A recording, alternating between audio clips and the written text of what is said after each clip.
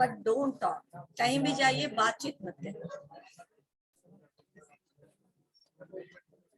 Okay class, we are now starting new chapter, evolution of management. Evolution का क्या मतलब होता है, पहले यहाँ से शुरू करते हैं। आप लोगों ने लास्ट क्लास में बताया था कुछ evolution का मतलब, थोड़ा और अच्छे से। ग्रोथ या डेवलपमेंट होगा, लेकिन इवोल्यूशन मीन्स समय के साथ जो परिवर्तन होता है, या the development, the sequential development of anything, right. समय के साथ बदलाव। Yes, development of anything with the period of time is known as evolution. तो मैनेजमेंट कैसे इवॉल्व हुआ? मैनेजमेंट उस समय भी था जिस समय हम लोग इतना मैनेजमेंट के बारे में अवेयर नहीं थे।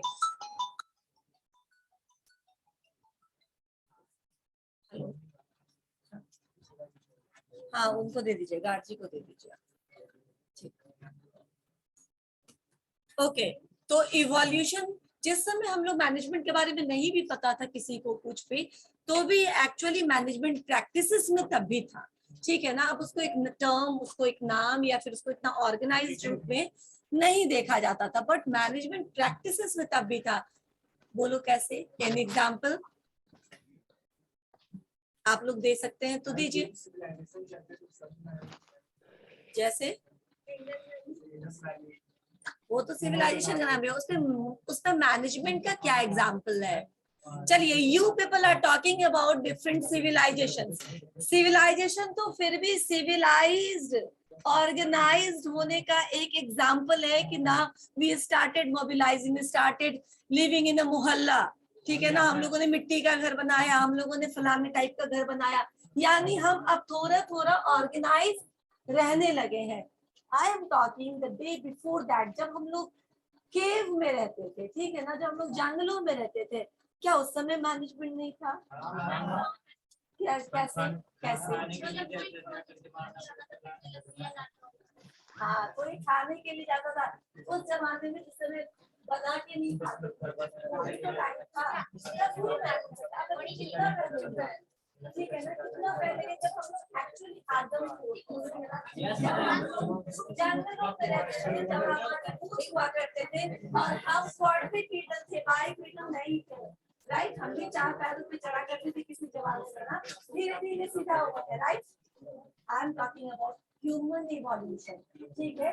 तो जब ह्यूमन इवोल्यूशन बिल्कुल प्रेजेंट नहीं हुआ था, तब भी मैनेजमेंट था। कैसे था? लोग क्या करते थे उस समय? भी संसाधन क्या थे? बहुत नहीं। उस समय तो वो कपड़े भी नहीं थे, ठीक है ना, छालों और पत्तों का कपड़ा बना के पहनते थे। आप लोग देखते हैं हिस्ट्री में, सिविक्स में, राइट। तो इतना जब सिंपल लाइफ था, अभी आ गए वापस हो गया। ओके, तो उस समय जब जिस समय लाइफ बहुत सिंपल था, अब तो बहुत कॉम्प्लेक्स है, राइट। लेकिन लाइफ जब बहुत सिंपल था, कोई जरूरत नहीं है पेट भरना और सोना, इतना ही काम करता था, ठीक है ना। तो उतने सिंपल टाइम में भी मैनेजमेंट था। किस चीज का मैनेजमेंट करते थे? जो चीज नहीं है उसको कैसे हम मैनेज करके काम करें। आज के टाइम में आपके पास रोशनी के लिए बहुत कुछ है, ठीक है ना, कैंडल्स है, लाइट्स है, वो नहीं हुआ, ठीक है ना।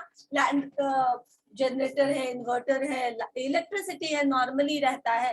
तो आपको सोचना नहीं है कि कब क्या करे, ठीक है ना। किसी समय उठो, बैठ करके पढ़ने लगो, पढ़ लो, राइट राइट। समझ में आया? ठीक है।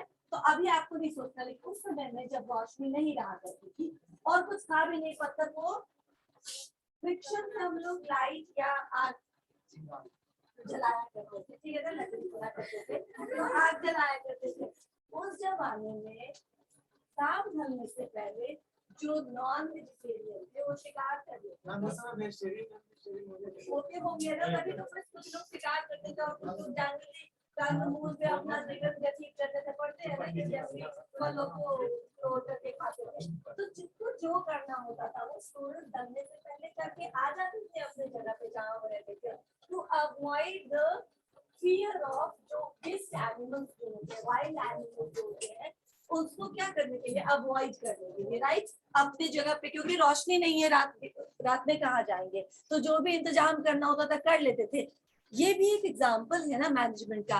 कॉन्स्टेंट्स है, जिस जो रिसोर्सेज कम है उसको कैसे कैसे उसको हम मिटिगेट करें, कैसे हम उसको अपने काम के बीच में आरे ना आने दें, क्योंकि management is the available resources का मैनेजमेंट करना है। जो नहीं है उसके लिए रोना नहीं है, उसको क्या करना है, उससे जो भी हिंड्रेंस आ सकता है उसको मिनिमाइज करके रखना है, उसको कंट्रोल करके रखना है। तो मैनेजमेंट, अब आपको मालूम है कि जिस समय लोग पढ़े लिखे नहीं हुआ करते थे, बिल्कुल भी सिविलाइजेशन नहीं था, उस समय हम चले गए अभी, राइट। जिस समय कोई सिविलाइजेशन नहीं था उस समय भी मैनेजमेंट था, लेकिन ये इतना कॉम्प्लेक्स नहीं था जितना कि अब है, क्योंकि अब बिल्कुल सिचुएशन चेंज हो गया है। तो जैसे जैसे सिचुएशन चेंज होता गया वैसे वैसे मैनेजमेंट का क्या हुआ, ग्रोथ हुआ over the period of time. इसी को हमने इवोल्यूशन ऑफ मैनेजमेंट थॉट बोलेंगे। आपकी स्क्रीन पे आप देख सकते हैं कि मैंने 4-5 सीक्वेंस लिखा है। ये क्या है, पहले तुम ये देख लो, फिर मैं डायग्राम के थ्रू बताऊंगी जो ज्यादा आसान लगेगा आपको। प्री साइंटिफिक मैनेजमेंट पीरियड यानी कि कुछ ऐसा समय भी था जिसको हम प्री साइंटिफिक टाइम बोल सकते, एज बोल सकते। All those management philosophies, theories, one liner, किसी ने एक बात बोली, किसी ने दो बात बोली, जो क्लासिकल थियोरी से पहले आया। क्या नाम है, बस नाम बता दो, मैं कुछ नहीं बोलने वाली। सोनू, ये नाम याद रहेगा, बता, ठीक है ना। मैं ये बोल रही थी कि प्री साइंटिफिक मैनेजमेंट पीरियड, ये जो है, ये जो क्लासिकल थियोरी आप दिख रहे हैं ना, इससे पहले जो कुछ भी बोला गया 5 ही लोग आए, ठीक है ना।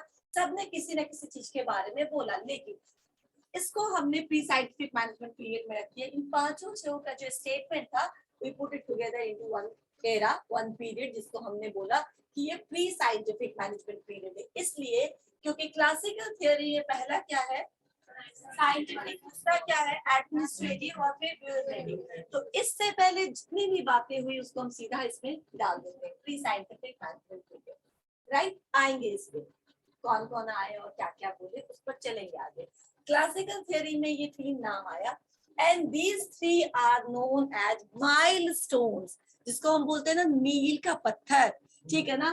फाउंडेशंस ऑफ मैनेजमेंट इन लोगों ने दिया, ठीक है ना। They talked about different aspects of management, they talked about different dimensions of management. Almost every dimension of management has been touched by these 3, right. ऐसा नहीं है कि इनके मैनेजमेंट कॉन्सेप्ट में या थ्योरी में कोई गलती नहीं है, ठीक है, लेकिन गलती होगी जब आप कोई काम पहली बार करेंगे, ठीक है ना। जब चार्ल्स बैबेज ने कंप्यूटर इनोवेट किया तो उन्होंने इतना सिंपल, इतना लग्जेरियस और इतना कंफर्टेबल तो नहीं डेवलप किया था, इससे भी ज्यादा अब हो गया है, राइट।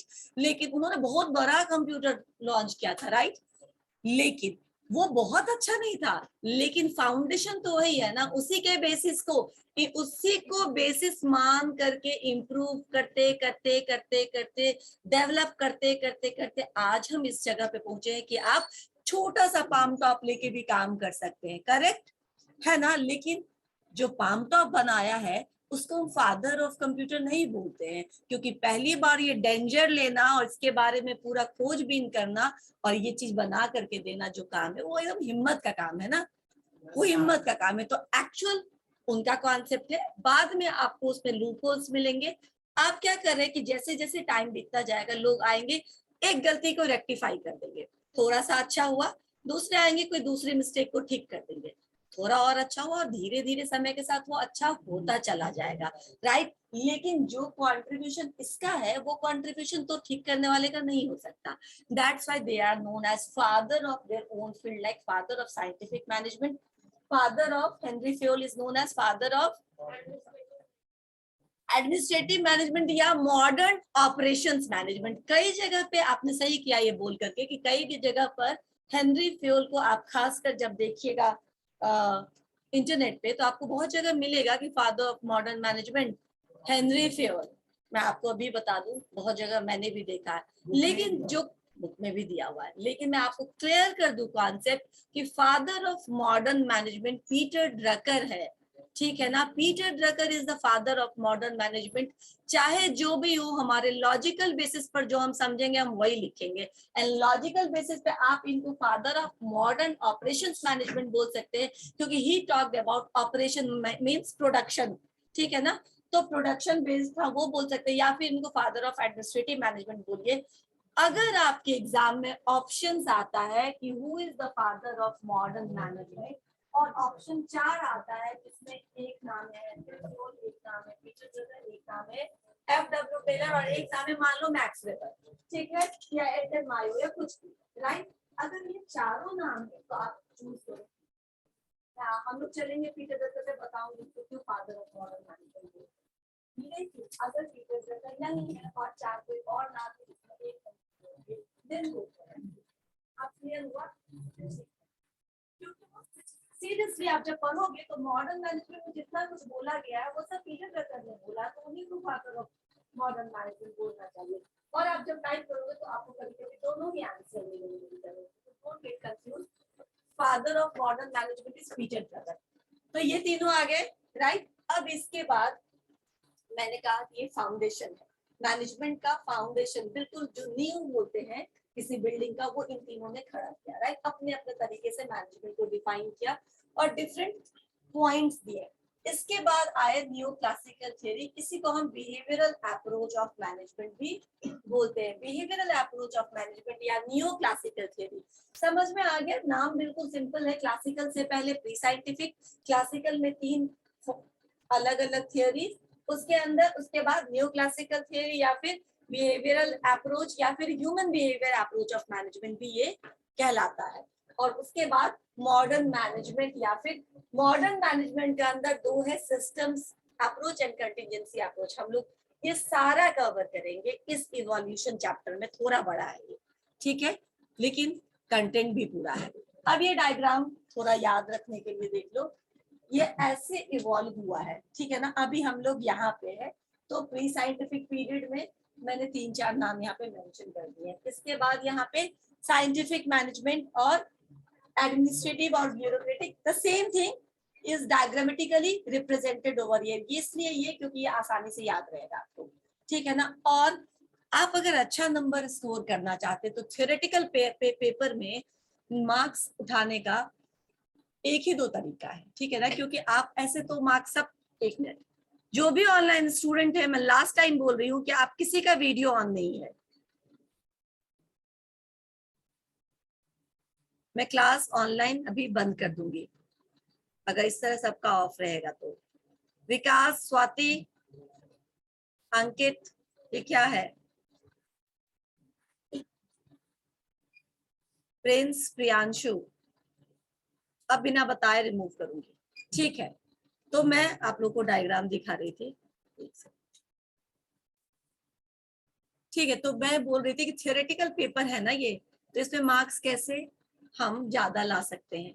2-3 चीजें हैं, आंसर को पॉइंट्स में लिखिए, ठीक है ना, स्टोरी मत बनाइए, जितना ही आता है उतना ही पॉइंट में लिखो, क्योंकि वो इजी होता है उनको चेक करने के लिए, और कभी कभी वो बहुत डिटेल में नहीं पढ़ेंगे, पॉइंट्स आपका देख लेंगे, सब सही है, मार्क्स मिल जाता है, ठीक है ना। अगर आप स्टोरी बना के लिखिएगा, इसका मतलब है आपको नहीं मालूम है आंसर और आप कुछ भी लिख रहे हैं, ठीक है।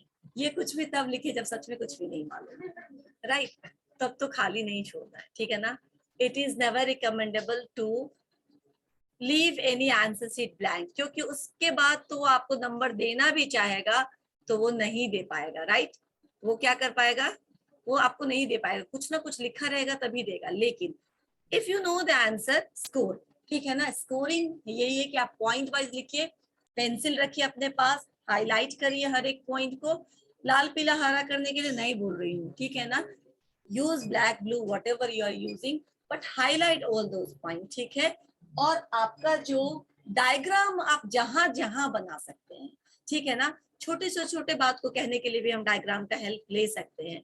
आप डायग्राम बनाइए, और ये डायग्राम आपको डरने की बिल्कुल जरूरत नहीं, क्योंकि ये डायग्राम बिल्कुल भी आपके बायोलॉजी के डायग्राम जैसा नहीं है, ठीक है ना। जहां आपको बहुत ज्यादा आर्टिस्टिक होने की जरूरत है। यहाँ आप सिंपल अपने बात को कहने के लिए बॉक्सेस के रूप में, फिर चार्ट के रूप में, किसी भी रूप में अपने बात को रख सकते हैं, राइट। हम दिखाएंगे आपको डायग्राम आप कैसे यूज कर सकते हैं। मैंने बहुत जगह यूज किया, उससे भी ज्यादा जगह यूज हो सकता है। डायग्राम रहने से 2-3 फायदा होगा। एक तो कॉपी बढ़ेगा, ठीक है ना, दूसरा कॉपी सुंदर लगेगा, और तीसरा जो चेक कर रहा है उसको इजी होगा। तो आपके लिए सारे फायदे हैं। कॉपी भरना भी आसान, राइट, आपको एक्सटर्नल में कॉपी एक्स्ट्रा मिल जाता है, उसके बाद अच्छा रिप्रेजेंटेशन माना जाता है उसको, और जो चेक कर रहा है ना उसको बस डायग्राम देख के, पॉइंट देख के क्लियर हो जाता है कि इसको आ रहा है, और वो आपको मार्क्स दे देगा। यानी कि अच्छा, आप किसी को परेशान करेंगे तो ज्यादा नंबर देगा, या खुश करेंगे तो ज्यादा? ये खुश करने का तरीका है। परेशान करने का तरीका ये है, नहीं, आपने गंदा घसीटा मार करके लिख दिया, अब वो एक्सपर्ट लगा रहा है, जितने वो 4 कॉपी चेक कर लेता उतने में वो 1 कॉपी, गुस्सा आ जाएगा उसको, ठीक है ना, ये टाइम बर्बाद कर रहा है नंबर का, राइट, गुस्सा हो जाता है। दिस इज द रिएक्शन, ठीक है ना। एग्जाम जो चेक करता है उसको आता है ना। हाँ, मैं चेक करती हूँ तो मैं क्या करती हूँ, मेरा छोड़ो, एक्सटर्नल से मेरा कोई रिलेशन नहीं है, मैं इंटरनल के मार्क्स का, और आपका इंटरनल भी बहुत इम्पोर्टेंट होता है।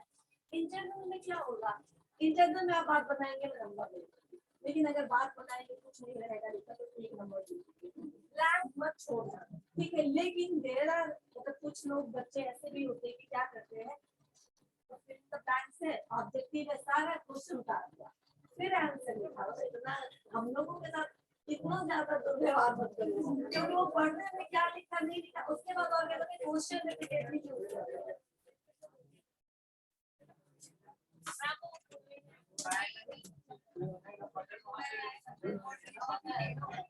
ये तो आधा टेढ़ा हो रहा है, सर को बोल दो एक बार।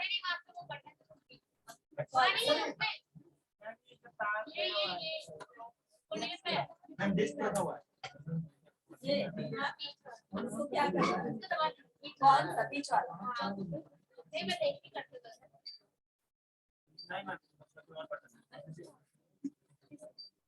अरे छोड़ो, मंजे सर को बोल दो। ओके, मंजे सर को कोई बोल दो, बस बोल दिया, गुड, थैंक यू। अभी मैं क्या, ये निकल रहा है सर खुद ब खुद। ओके, तो ये तीनों आपको मालूम है कि these are the evolution of management, step by step ऐसे इवॉल्व हुआ मैनेजमेंट। अभी हम लोग सबसे पहले क्या पढ़ेंगे इस इवोल्यूशन में, क्या पढ़ेंगे? सबसे पहले डायग्राम बनाइए, क्वेश्चन को रिपीटेडली मत लिखिए क्योंकि वो सब इरिटेटिंग होता है, रहने दो।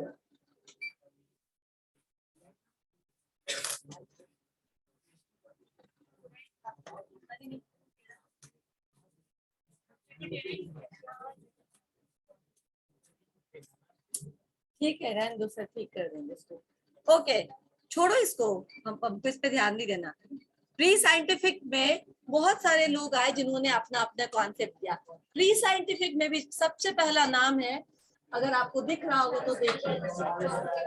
आप बोले ये मैनेजमेंट में क्या कर रहे हैं, ये तो आईटी के हैं, फादर ऑफ कंप्यूटर, राइट।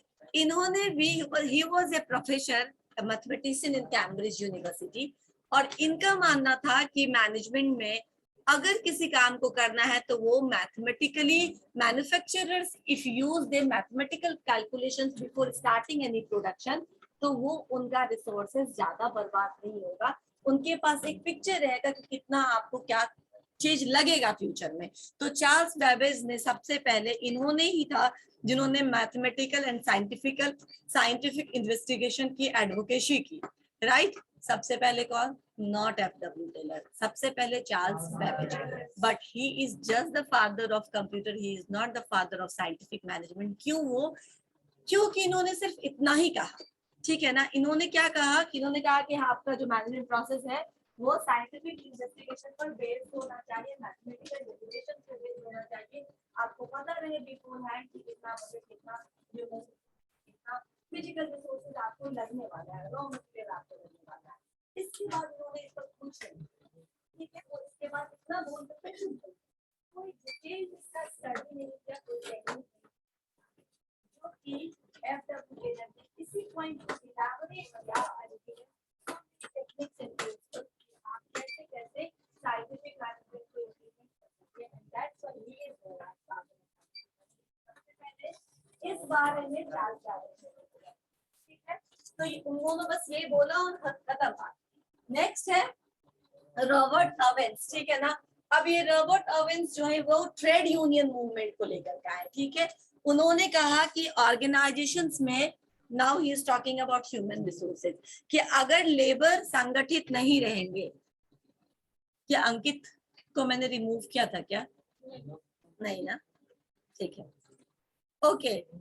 तो रॉबर्ट ओवेंस का कहना था कि अगर उस समय ये इंग्लैंड में बहुत सारे ट्रेड यूनियन मूवमेंट्स हो रहे थे, यानी इन्होंने कहा कि हर एक इंडस्ट्री में जो लेबर है वो ऑर्गेनाइज्ड होने चाहिए, क्योंकि इंडिविजुअल जो लोग हैं उसकी कोई नहीं सुनेगा। Management will never hear who are individual, ठीक है ना। अगर आपकी कोई प्रॉब्लम है लेकिन वो सिर्फ आपकी प्रॉब्लम है, तो that is not gate notice by the management. लेकिन अगर वो बाकी के लेबर्स की भी प्रॉब्लम है और सबको एक प्रॉब्लम फेस करना पड़ा, तो आप ऑर्गेनाइज होकर के एक यूनियन बनाइए और उसका कोई आदमी एज ए रिप्रेजेंटेटिव जाए और मैनेजमेंट से बात करेंगे। All of us are suffering from the same issue, right, all of us having the same problem. तो यानी कि ट्रेड यूनियन के बारे में और लेबर वेलफेयर के बारे में रॉबर्ट ओवेंस ने बोला। और यही आए कि लेबर वेलफेयर जब हम बोलते तो मतलब क्या, वेलफेयर का क्या मतलब हुआ? नहीं, हाँ बिल्कुल सही, वेलबींग, यानी कि आप उनको क्या क्या दे सकते हैं over and above the salary, bonus, incentives, और क्या दे सकते हैं जिससे उनका जो हेल्थ है वो अच्छा रहे, उनका मेंटल हेल्थ अच्छा रहे, उनको स्ट्रेस ना हो। सी he introduced new ideas of human relations in the form of shorter, smaller working hours, ठीक है ना। 12 घंटे 9 घंटे से 8 घंटे का वर्किंग आवर कर दो, ठीक है। अभी हम देख रहे हैं ना 5 वीक्स अ डे, ठीक है ना, 6 वीक्स अ डे से 5 वीक्स अ डे। ये सब क्या है, ताकि आपके जो एम्प्लॉय हैं या आपके जो लेबर हैं वो ज्यादा एनर्जेटिक रहे, उनकी एनर्जी ड्रेन होने से पहले आप उनको इतना टाइम दे दो ताकि वो रिजुविनेट होकर के वापस से काम पर आए और अच्छे से काम कर सके। क्योंकि 5 ही घंटा कोई काम करेगा लेकिन अच्छे मन से करेगा तो वो ज्यादा प्रोडक्टिव होगा। 8 घंटा तो जो लास्ट का 3 घंटा होगा वो टाइम पास करेगा, वो कुछ इधर टाइम बिताएगा, कुछ इधर टाइम बिताएगा, स्लो हो जाएगा, कैसे भी काम करेगा, गलतियां भी कर देगा, क्योंकि हो सकता है वो थक गया हो, सर दर्द कर रहा हो सकता है ना। लास्ट में कैसा होता है, हर एक आदमी अपने जो इस चीज का एग्जाम्पल बता रही हूँ कि जो आप एग्जामिनेशन में कॉपी लिखते हैं उसमें लास्ट में अपना 2 पन्ना देखिए और शुरू का अपना 2 पन्ना देखिए, कितना फर्क होता है ना। आदमी तो वही होता है क्लास में, ठीक है।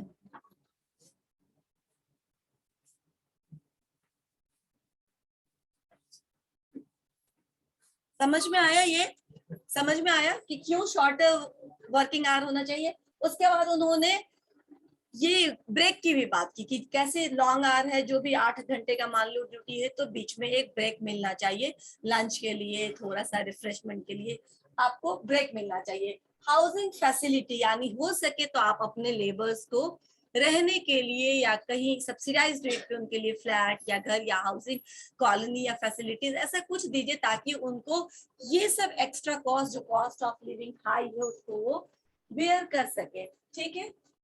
Training of workers in hygiene, यानी वर्कर्स का काम करने का प्लेस और ट्रेनिंग प्लेस जो होना चाहिए वो साफ सुथरा होना चाहिए, कोई कॉन्टामिनेटेड, उनको कॉन्टामिनेशन या कॉन्टाजियस इलनेस नहीं होना चाहिए। वो सब उस टाइम की बात है, अभी भी एक्चुअली है ये वेलफेयर में कि स्पेस मिलना चाहिए, वेंटिलेशन होना चाहिए, ड्रिंकिंग वाटर क्लीन होना चाहिए और नियर वर्क स्टेशन होना चाहिए, बहुत दूर पानी पीने के लिए ना जाना पड़े लेबर्स को। These all come under factory act, ये सारे नियम है, इसी सब का ऑडिट होता है फैक्ट्री में, और नहीं होने पे लाइसेंस कैंसिल कर दिया जाता है, नहीं तो वो घूस लेकर के चले जाते हैं और ओके कर देते हैं, व्हाटएवर, ठीक है ना। ये दोनों ही चीजें होता है, या तो लाइसेंस कैंसिल हो जाता है, otherwise under the table every matter get settled, ठीक है। लेकिन नियम जो है वो हम बता रहे हैं आपको, अंडर टेबल क्या होता है हमको उससे मतलब नहीं है। एजुकेशन ऑफ देयर चिल्ड्रन, यानी उनके, यानी कि अपने ऑर्गेनाइजेशन में काम करने वाले लेबर्स के बच्चों के एजुकेशन के लिए canteen, creche, so many things, he talked about almost all the जो वेलफेयर फैसिलिटीज होता है उसके बारे में उन्होंने बात किया, ठीक है। ओके नेक्स्ट, इसके बाद आए, इसीलिए रॉबर्ट ओवेंस को फादर ऑफ पर्सोनल मैनेजमेंट भी बोलते हैं, ठीक है ना। पर्सोनल, पर्सनल नहीं, पर्सनल मीन्स की something which belongs to some individual, ठीक है ना, जो आपका है वो पर्सनल है। whenever you say personal, PERSONALL, यहाँ पे स्पेलिंग भी थोड़ा डिफरेंट है। तो जब हम पर्सनल बोलेंगे दैट मीन्स की anything which is related to human being, ठीक है ना, ओवरऑल ह्यूमन बीइंग से जो जुड़ा होता है उसको पर्सनल बोलेंगे। ये हो गया father of personal management, Robert Owens, ठीक है। नेक्स्ट है हेनरी रॉबिन्सन टाउन। इन्होंने किस बारे में बात की, तो actually again he is working in a lock manufacturing company, ठीक है ना, येल एंड टाउन उनके कंपनी का नाम था। वहां पे इन्होंने काम किया and there he found that जो इंडस्ट्री में है वो क्या होना चाहिए, normally it should be the combination of economist and engineers because उस समय मैकेनाइजेशन, इंडस्ट्रियलाइजेशन पे फोकस था, तो बिना मशीन के, बिना टूल्स के आप नहीं मैनुअल काम कर सकते हैं, इसीलिए इंजीनियर से फोकस था। एंड चूंकि हम इकोनॉमिक होना चाहते हैं, हम वेस्टेज को रिड्यूस करना चाहते हैं, तो एक उसमें कॉम्बिनेशन होना चाहिए मैनेजर में दोनों का, जो इंजीनियरिंग बैकग्राउंड से भी हो और जिसका जो इकोनॉमिस्ट भी हो, यानी कि जो इकोनॉमिकली कहाँ पे कितना रिसोर्सेज एलोकेट कर सकता है वो डिसाइड कर सके। समझ में आया, ठीक है, इनका यही मानना था। And finally Seebohm Rowntree, ये इन्होंने फाइनली किस चीज के बारे में बात की, तो इंडस्ट्रियल वेलफेयर सोसाइटी, ठीक है ना। इन्होंने कहा कि इंडस्ट्री में वेलफेयर सोसाइटी होना चाहिए जिसमें कि मैनेजमेंट को जो भी है, ठीक है ना, एक्चुअली जो आपको संडे लीव्स वगैरह आप देखते हैं, या इंडस्ट्रियल वेलफेयर सोसाइटी मतलब होता है जैसे ESI बोलते हैं, मेडिकल स्कीम बोलो तुम, या फिर और भी जो एक्टिविटीज की जाती है, जो जिसका कि काम से बहुत ज्यादा मतलब नहीं है, जिसका कि एम्प्लॉयज के वेलफेयर से मतलब है, ठीक है ना। तो he also talked about all these things. इतना क्लियर हुआ, ठीक है। ये सब कुछ लोग आए जिनको हमने, और एक आध नाम मिल सकते हैं आपको, जेम्स वॉट का भी मिल सकता है, जेम्स वॉट जिसको आप जानते हैं, यस, स्टीम इंजन, राइट। उन्होंने भी इसके बारे में अपने जो उनका थियोरी था उन्होंने दिया हुआ है। लेकिन these all are not so important, ये मैंने बस आपको इवोल्यूशन बताने के लिए बताया है कि जो साइंटिफिक मैनेजमेंट आप देख रहे हैं, या जो आप क्लासिकल थियोरी ऑफ मैनेजमेंट देख रहे हैं, वो एकदम से क्लासिकल थियोरी ऑफ मैनेजमेंट नहीं आया, उसको आने से पहले भी थोड़ा थोड़ा थोड़ा थोड़ा काम हुआ था मैनेजमेंट के ऊपर। क्लियर, इसीलिए मैंने आपको ये 3 4 5 जो भी एग्जांपल है वो मैंने आपको दिखाए, राइट। क्योंकि एकदम से क्लासिकल थ्योरी नहीं आया था, इससे पहले थोड़ा बहुत काम हुआ था, बहुत ऑर्गेनाइज्ड काम नहीं हुआ था ना। अब साइंटिफिक मैनेजमेंट में FW टेलर आए, इन्होंने सबसे पहले तो कहा कि मैनेजमेंट को डिफाइन करना पड़ेगा, and in simple word management is knowing what is exactly required to be done and then finding out the best possible way, right. इसको फिर पीटर ड्रकर ने अपने हिसाब से डिफाइन किया कि साइंटिफिक मैनेजमेंट में क्या होता है। तो साइंटिफिक, ये पीटर ड्रकर ने डिफाइन किया साइंटिफिक मैनेजमेंट को, scientific management given by FW Taylor, but Peter Drucker ने अपने हिसाब से उसको डिफाइन किया कि साइंटिफिक मैनेजमेंट एक्चुअली क्या करता है, द कोर क्या है साइंटिफिक मैनेजमेंट का। The core of scientific management is organized study of work, यानी किसी काम के हर एक पार्ट का स्टडी होना अलग अलग से, ठीक है। हम स्टडी ऑफ वर्क को पढ़ेंगे डिटेल में। Organized study of work, analyse the work and then break into the simplest form, and then finding out the performance of the people, systematic improvement of the employees performance, right। यानी कौन आदमी किस काम को कितने अच्छे से कर रहा है, कर सकता है, और कैसे उसको इम्प्रूव किया जा सकता है। सिंपल है, break down the task into the simpler form, फिर एक एक पार्ट के बारे में आप एनालिसिस करिए कि इसको कैसे करना अच्छे से अच्छा रहेगा, एंड देन आप उस काम को एलोकेट करके करवाइए। साइंटिफिक मैनेजमेंट में यही है। एंड इनका जो पहला प्रिंसिपल है वो है replacement of rule of thumb with science. अब रूल ऑफ थंब का क्या मतलब होता है ये जानना बहुत जरूरी है, क्योंकि बहुत बार हम रूल ऑफ थंब को सीधा लिख देते हैं रूल ऑफ थंब, ठीक है ना। साइंटिफिक मैनेजमेंट को पहला पॉइंट लिख दिया rule of thumb, he talked about no rule of thumb, right. लेकिन people thinks that he talked about rule of thumb. ये रूल ऑफ थंब क्या होता है, रूल ऑफ थंब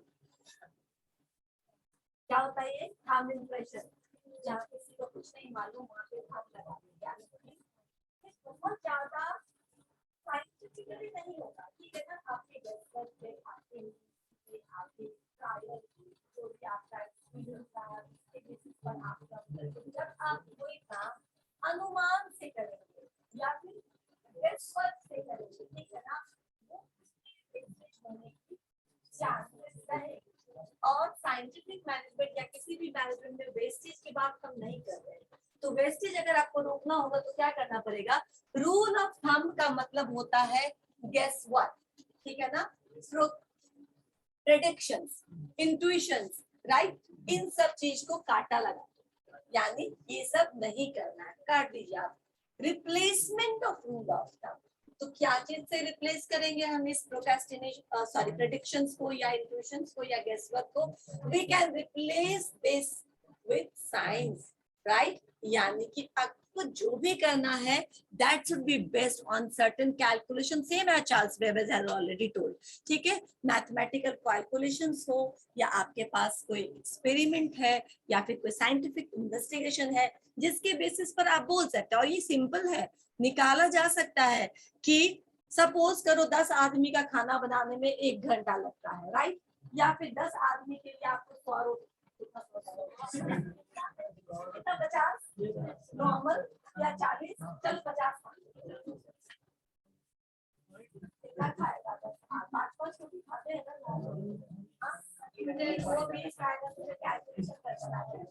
एक एवरेज, ठीक है ना, एवरेज की बात कर रहे हैं, फिर ऑलवेज टॉक अबाउट एवरेज। तो मान लो 10 के लिए 50 रोटी आप बनाते हो, मान लो 2-2 करते, चलो 20 ही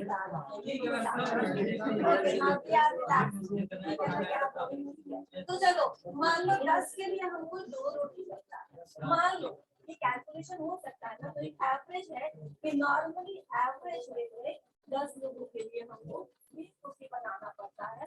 तो अगर 20 लोग हैं तो कितना हो जाएगा, 12 है तो कितना हो जाएगा, 15 है तो कितना हो जाएगा, पर हेड आप कैलकुलेट कर सकते हैं, वेस्टेज नहीं होगा, राइट। 100 है तो कितना हो जाएगा, because when you know about one you can calculate for any given, right, simple है, आपकी ज्यादा अच्छी है, राइट, इसी तरह मैंने सॉल्व हो गया।